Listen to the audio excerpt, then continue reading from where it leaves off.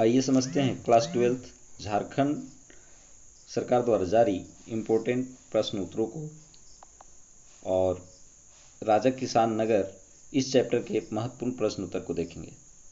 तो पहला प्रश्न है, अशोक के अभिलेख को सर्वप्रथम किसने पढ़ा? तो अशोक के अभिलेख को सर्वप्रथम जेम्स प्रिंसेप ने पढ़ा। ये 1830 के दशक में पढ़े। 1837-38 के आसपास में इस अभिलेख को पढ़ने का काम किया। अगला प्रश्न है, अभिलेखों में देवनाम पियदस्सी किस राजा को कहा गया है? पियदस्सी अर्थात देखने में पीर, पियदस्सी देखने में पीर, ये अशोक के संदर्भ में कहा गया है। देवनापी यानी देवताओं का पीर और पियदस्सी देखने में पीर, ये अशोक के संदर्भ में कहा गया।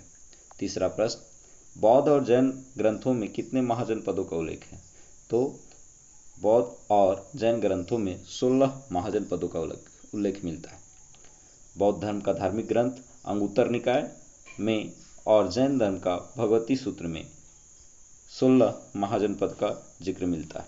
अगला प्रश्न, मगध महाजनपद की प्रारंभिक राजधानी कहाँ थी?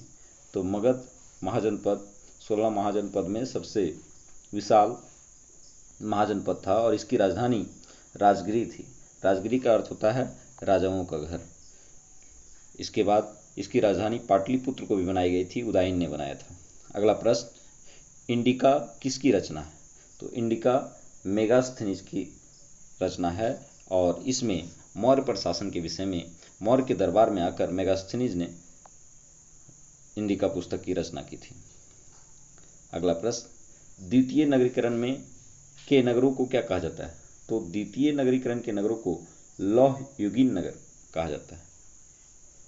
अगला प्रश्न, समुद्रगुप्त के प्रयाग प्रशस्ति की रचना किसने की? तो समुद्रगुप्त की प्रयाग प्रशस्ति की रचना हरिसेन ने की।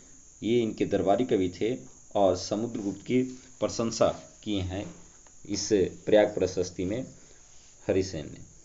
अगला प्रश्न, भारत का नेपोलियन किस शासक को कहा गया है? भारत का नेपोलियन समुद्रगुप्त को कहा गया है।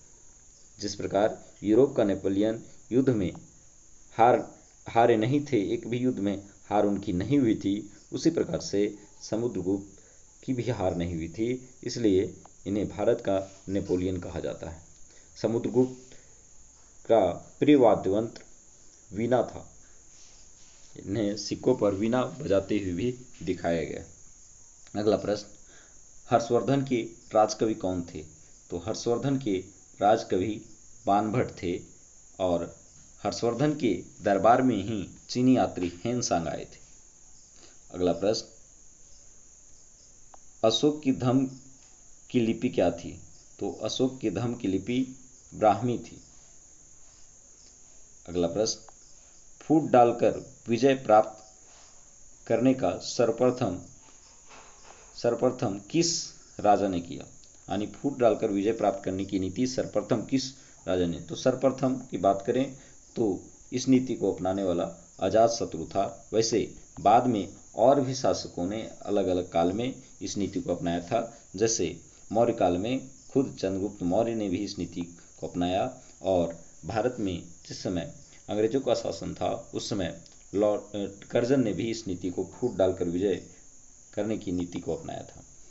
अगला प्रश्न, किस अभिलेख में भूमिदान का उल्लेख मिलता है? तो गुप्त वंश की एक महिला शासिका थी प्रभावती गुप्त और इसने भूमिदान भी किया था, इस बात की जानकारी मिलती है। अगला प्रश्न, प्राचीन भारत में अभिलेख की शुरुआत किस शासक ने की? तो प्राचीन भारत में अभिलेख लिखवाने की शुरुआत अशोक ने की थी, यानी पत्थरों शिलाओं पर लेख लिखवाने का काम अशोक ने किया था प्राचीन भारत में। अगला प्रश्न, मुद्रा राक्षस की रचना किसने की? मुद्रा राक्षस की रचना विशाखा दत्त ने की। अगला प्रश्न, अपने स्वयं के खर्च से सुदर्शन झील की मरम्मत किसने करवाई थी? तो स्वयं के खर्च से रुद्रदामन ने सुदर्शन झील की मरम्मत करवाई थी। ये सुदर्शन झील गुजरात में स्थित है। अगर ये प्रश्न का उत्तर आप जान रहे हैं तो वीडियो के अंत में कमेंट में ज़रूर बताएं कि आपने कितना सही उत्तर दे पाया।